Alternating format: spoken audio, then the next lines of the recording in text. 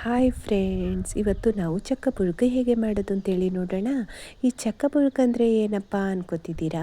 ಇದು ಕೇರಳದ ಕಡೆ ಒಂದು ಫೇಮಸ್ ಆಗಿರುವ ಡಿಶ್ ಆಗಿರುತ್ತೆ ಫ್ರೆಂಡ್ಸ್. ಇದನ್ನು ಚಕ್ಕ ವೇವಿಚ್ಚದು ಅಂತಲೂ ಹೇಳ್ತಾರೆ. ಕರ್ನಾಟಕದ ಕಡೆ ಇದೆಲ್ಲ ಮಾಡ್ತಾರಾ ನನಗೆ ಗೊತ್ತಿಲ್ಲ. ಮಾಡೋದಾದರೆ ಅದಕ್ಕೆ ಏನು ಹೆಸರು ಹೇಳ್ತಾರೆ ಅಂತ ಹೇಳಿ ಒಂದು ಕಮೆಂಟ್ ಬಾಕ್ಸಲ್ಲಿ ಹಾಕ್ತೀರಾ? ಇದಕ್ಕೆ ಚೆನ್ನಾಗಿ ಬೆಳ್ತಿರುವಂತಹ ಹಲಸಿನಕಾಯಿ ಬೇಕು. ಅದನ್ನು ಚೆನ್ನಾಗಿ ಕ್ಲೀನ್ ಮಾಡಿ ಕಟ್ ಮಾಡಿ ಒಂದು ಪಾತ್ರೆಗೆ ತೊಳೆದು ಹಾಕಿ ಫ್ರೆಂಡ್ಸ್.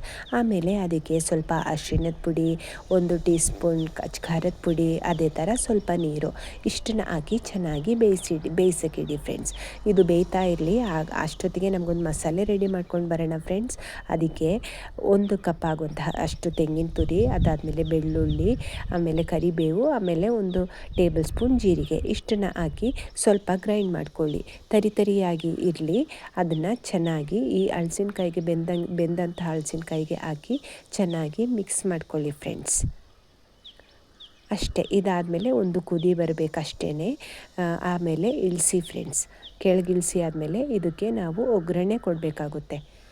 ಒಗ್ಗರಣೆ ಕೊಡೋಕ್ಕೆ ಒಂದು ಪಾತ್ರೆಗೆ ಸ್ವಲ್ಪ ಕೊಕೊನಟ್ ಆಯಿಲ್ ಹಾಕಿ, ಆಮೇಲೆ ಅದಕ್ಕೆ ಸಾಸಿವೆ ಮತ್ತು ಕರಿಬೇವು ಇಷ್ಟನ್ನು ಹಾಕಿ ಒಗ್ಗರಣೆ ಕೊಡಿ ಫ್ರೆಂಡ್ಸ್. ಈ ರೆಸಿಪಿ ನಿಮಗೆ ಇಷ್ಟ ಆಗಿದೆಯಾ? ಇಷ್ಟ ಆದರೆ ಲೈಕ್ ಮಾಡಿ, ಶೇರ್ ಮಾಡಿ, ಕಮೆಂಟ್ ಮಾಡಿ. ಅಯ್ಯೋ, ಹೋಗ್ಬಿಡಿ, ಸಬ್ಸ್ಕ್ರೈಬ್ ಮಾಡಿ ಮಾತ್ರ ಹೋದರೆ ಸಾಕು. ಓಕೆನಾ? Bye bye. Thank you. Take care.